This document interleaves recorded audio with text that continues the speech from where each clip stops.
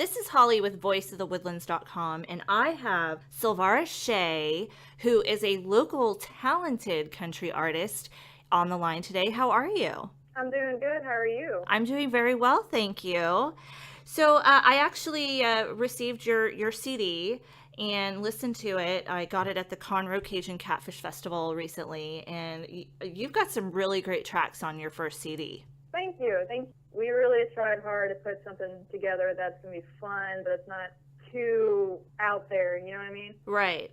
Did you grow up with music in your life? I mean, were you, at 3 years old, you wanted to be center stage with a microphone and a guitar? I mean, how did you get wound up in singing and do you also play an instrument?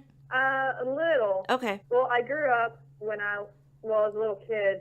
I've always been into musicals and ballet. I did opera originally. That's what I trained for, was opera. Oh, wow. And my dream was to be on Cats the musical, to sing and do ballet. And the older I got, the more my voice started maturing. So we met some really good people that had a lot of faith in me. And we went to Nashville when I was 15 and cut a couple of tracks, and then went again back in 17 and made a lot more. And I've always been into music my whole life. It's my greatest thing ever.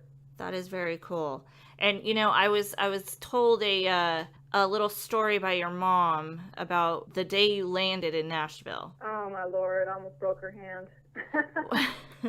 And so tell me about when you landed in Nashville. Well, I think I was 17, and we were supposed to go and finish the rest of my album, and they called it the storm of the century. We were up in the plane and just kind of hovering there, and I'm scared to death of flying. It's my biggest fear ever. And they told us they couldn't get a hold of ground control, so we were just like, well, it'll be all right. They're just going to circle around so they can get a hold of the land. The next thing you know, everything just goes out, and we just start falling. And I'm going, oh my God, we're going to die. I'm supposed to go to the deal and record some songs. And we landed, and as soon as we hit the runway, there was enough water that we kind of skidded a little bit. And my mom's hand was black and blue by the time we were done with that. I freaked out quite a bit. But I've never seen so much water and rain or anything. It was ridiculous. But she told me when you got off the plane that you were totally composed to produce one song that day. And that's the crazy thing.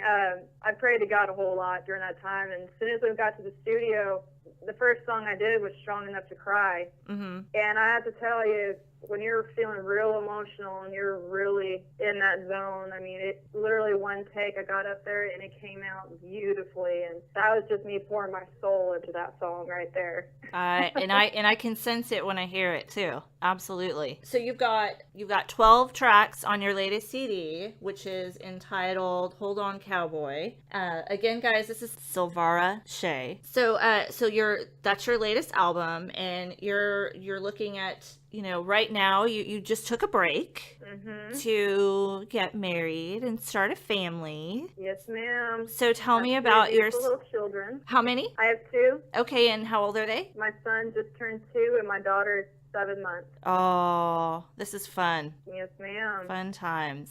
A lot of times I like to ask artists, who was like your main influence musically growing up? See, I've always been a big fan of Shania Twain, Faith Hill, and Martina McBride. Okay. All those ladies back then, their voices are beautiful, and I've always really wanted to be just like them. With the whole musical deal of it, I've always wanted to be one of those opera singers that you would sing here. And I don't know, I've got a lot of influences, and it's hard to just pinpoint just one or two. Okay. Because there's just several different people out there that's amazing, and just hearing them and seeing them do it is inspiration enough for me. Well, I mean, you are very talented, I do have to say, and the listeners will be able to hear some of your tracks on voiceofthewoodlands.com. And, we're really excited to chat with you today. Are you coming up with a new album coming soon? Are you going to write some new songs? Is that in the works?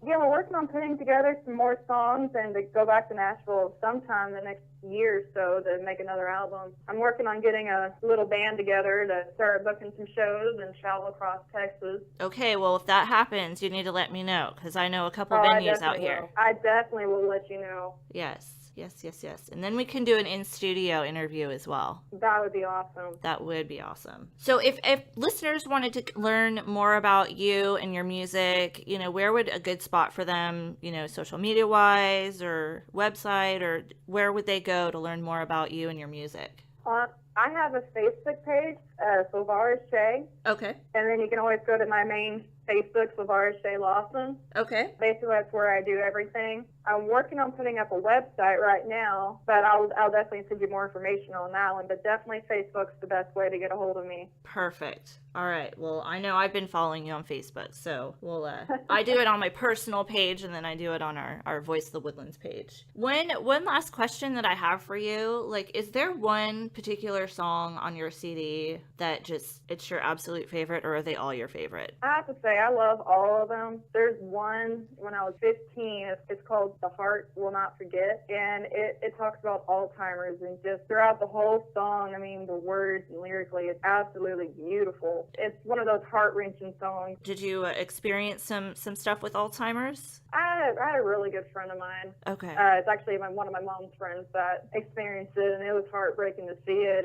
Really is. I know there's a lot of people who suffer or have their family that's suffering through it, and it's just one of those that some people, when they hear it, I guess I want to be able to connect to them to make them feel better. You know what I mean? Yeah. I've always believed that if there's one person out there that I can connect with, sure, and make their day better and just help them through it, that right there, it means the world to me. That's I'm awesome. doing my job right. Your mom did a good job, just saying. Oh, she did. Thank you.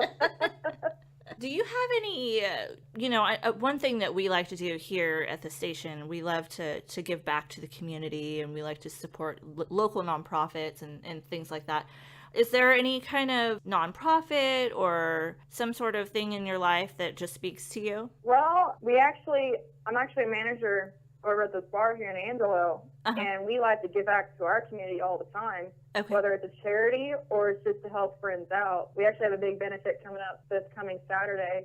Oh. He's got terminal cancer. We're trying to raise enough money to help him and his family through this. Oh, wow. So that's how we like to give back to our community and help everyone out. There's so many good charities and great people out there that I agree. If we can do our little ways, no matter what we do, that's important and awesome. I completely agree with you. Well, Silvara, I am so thrilled to actually chat with you and learn more about you and your music and your sweet little family.